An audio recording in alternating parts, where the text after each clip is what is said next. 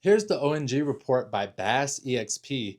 Data center development is accelerating rapidly across both sides of the Atlantic. As the UK saw a record surge in data center planning applications in 2025, more than 60 new projects were filed in England and Wales, a 63% jump year over year, driven largely by AI related computing demand and investor speculation. Meanwhile, developers are now targeting unconventional locations from abandoned hotels and former coal mines to shuttered landfills as competition for powered land intensifies.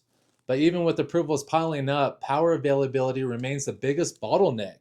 Grid constraints are forcing many projects towards bring your own power models, raising a key question for the energy markets. As AI infrastructure expands faster than grid capacity, will data centers increasingly bypass utilities and lock in a long term on site natural gas generation instead?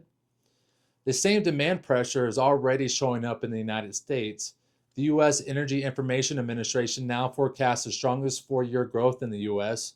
electricity demand since 2000, with large computing facilities and data centers as a primary driver.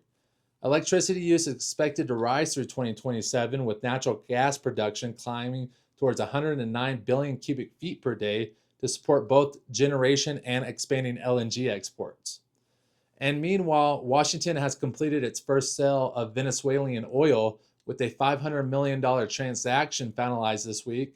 Officials say additional sales are expected soon as the U.S. moves to control and redirect Venezuelan crude flows following the arrest of President Maduro. The administration plans to partner with U.S. oil companies to revive Venezuelan oil infrastructure while overseeing how proceeds are distributed. In your industry tidbit, large scale data centers can consume as much electricity as a mid sized city, making reliable baseload power, particularly natural gas, a critical constraint on where AI infrastructure can realistically scale. And at Bass EXP, we don't just follow news, we put it to work. Learn more about direct participation in oil and gas at bassexp.com. Thank you and goodbye.